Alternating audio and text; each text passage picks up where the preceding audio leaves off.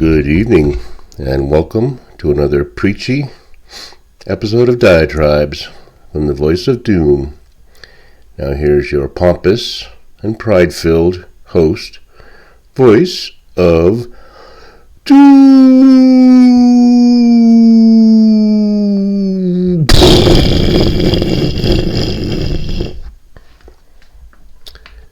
Hello. I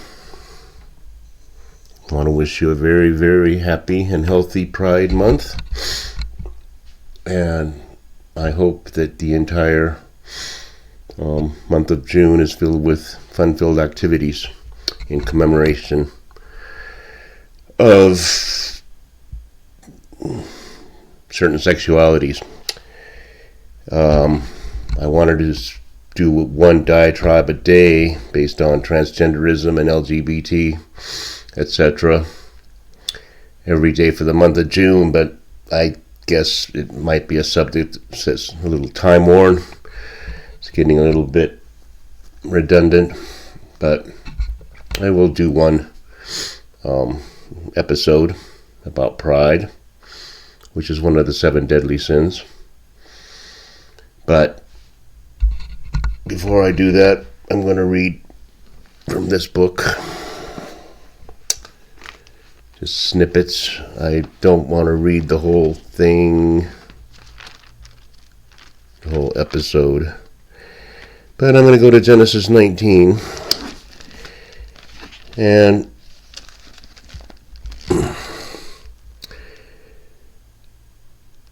what happened here? Okay. Genesis 19.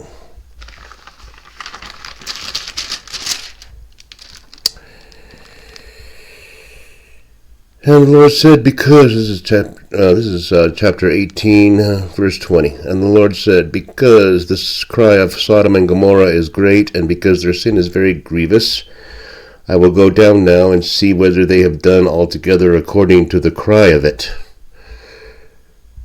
which is come unto me, and if not, I will know. And the men turned their faces from thence and went toward Sodom, but Abraham stood yet before the Lord. And Abraham drew near and said, wilt thou also destroy the righteous with the wicked? Perhaps there be 50 righteous within the city. Wilt thou also destroy and not spare the place for the 50 righteous that are therein? That be far from thee to do after this manner, to slay the righteous with the wicked. Abraham said to God, I have to put these in because it's a poorly written book. That be far from thee. Shall not the judge of all the earth do right? Abraham's telling God. Okay. I'm not going to read the whole thing. God says, no, I won't destroy the city if there's 50 righteous people. And Abraham said, well, what if there's 45? And God said, no. And what if there's 40? Everything has to be long and drawn out. It went down to 10. And God said, oh, no, if there's 10 good people in Sodom, I won't destroy it. Well, chapter 19, and there came 2 angels to Sodom, and Lot sat in the gate of Sodom, and Lot seeing them rose up to meet them, and he bowed himself with his face toward the ground, and he said, behold now, my lords, turn in, I pray you. Turn in to your servant's house and tarry all night, and wash your feet. And ye shall rise up early and go on your ways. And they said, nay, we will abide in the street all night. And he pressed upon them greatly, and they turned in unto him, and entered into his house, and he made them a feast, and did bake unleavened bread, and they did eat. So angels do eat. So that's interesting. But before they lay down, the men of the city, even the men of Sodom, compassed the house round, both old and young, all the people from every quarter. And they called unto Lot, and said unto him, where are the men which came in to thee this night? Bring them out unto us, so that we may know them. Okay. So Lot goes outside and shuts the door behind him and says, don't do that. I'll give you my daughters. My daughters are virgins. You can have them instead of defiling these two men. And the crowd said, no, we want the men. And the angels put forth their hand and pulled Lot into the house to them and shut the door. And they smote the men that were at the door of the house with blindness, both small and great, so that they wearied themselves to find the door. So you're struck blind and you're still trying to find the door to get to the men. That's pretty damn obsessed. If I was struck blind, that's the last thing I'd be worrying about. I'm not going to read most of it, but basically the angels say we're going to destroy the city, get the hell out, and don't go to the plain either, because we're going to destroy that. We're going to destroy all the crops and everybody around. And Lot said, can I go to this other little town, because I don't want to go fleeing into the mountains because I'm an old guy and I'm going to die. And they said, okay. And then the Lord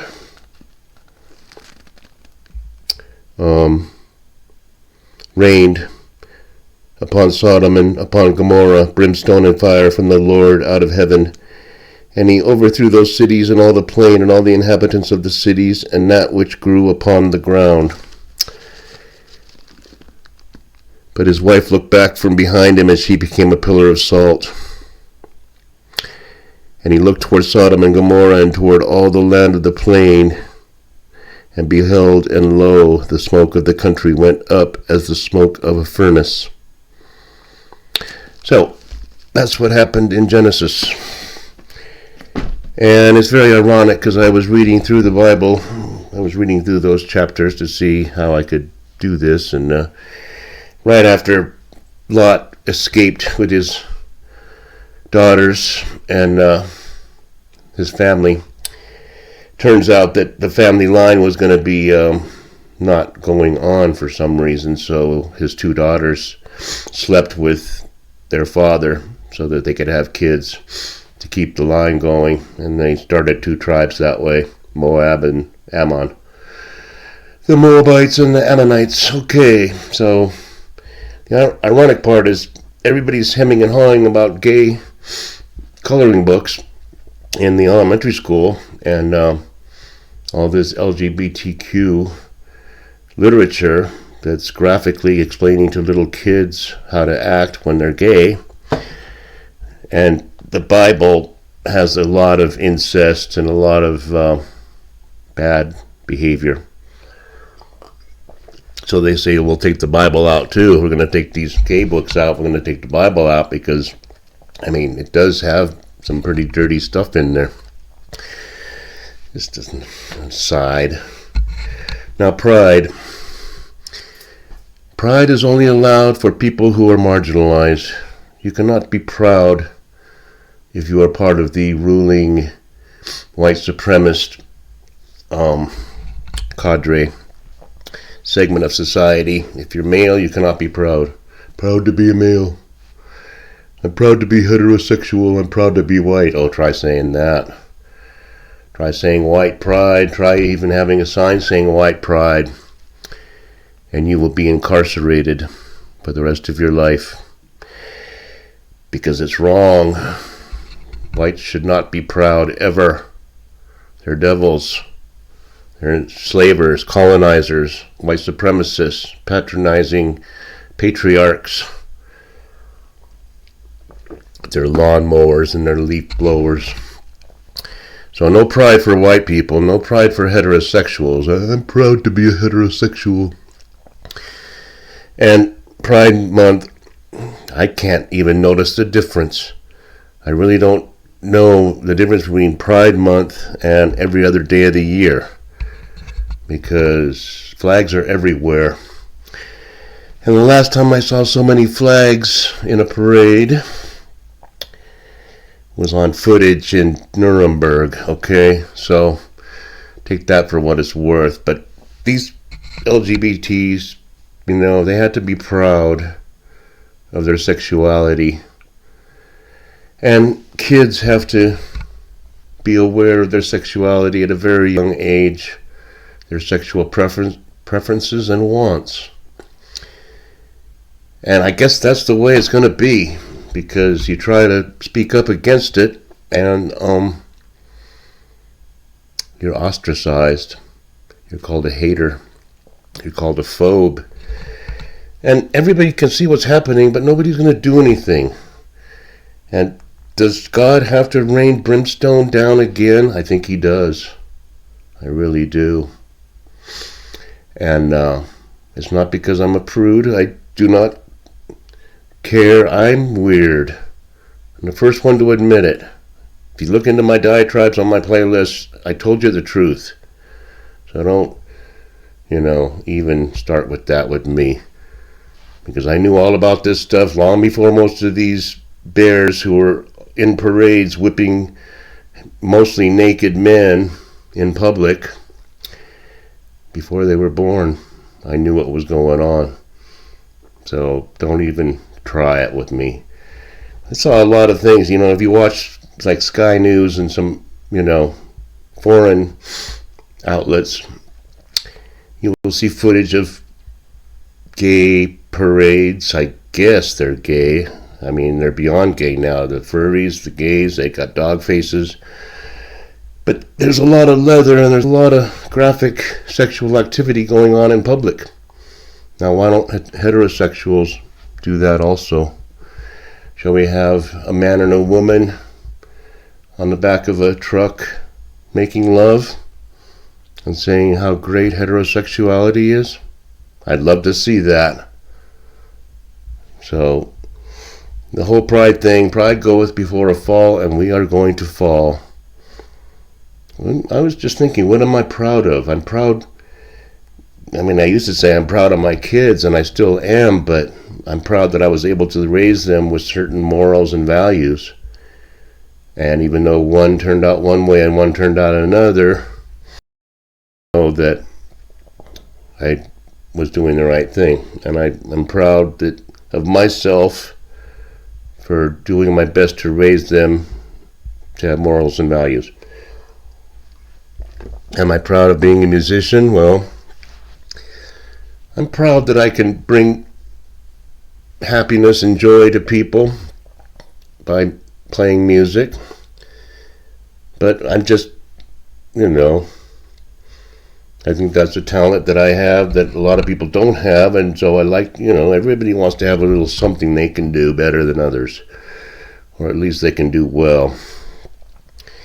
And you can be proud. I'm proud of a play I write. I'm proud of, I might be proud that I painted something even though it's amateurish. But pride in one's sexuality, I was born this way and I'm proud. Well, okay. Pride goeth before a fall. I don't see the point in being prideful over your sexual orientation since you were born that way. I was born this way. I was born white, I'm not cisgendered, white, heterosexual male. Should I be proud of that and go around touting it? We'll see what happens, but we're heading more and more toward this Sodom and Gomorrah business, and I think the brimstone's coming. I really do. So enough preaching. I'll get back to something else. I'm not going to do a LGBTQ installment every day. We have all year to celebrate Pride. So stay proud.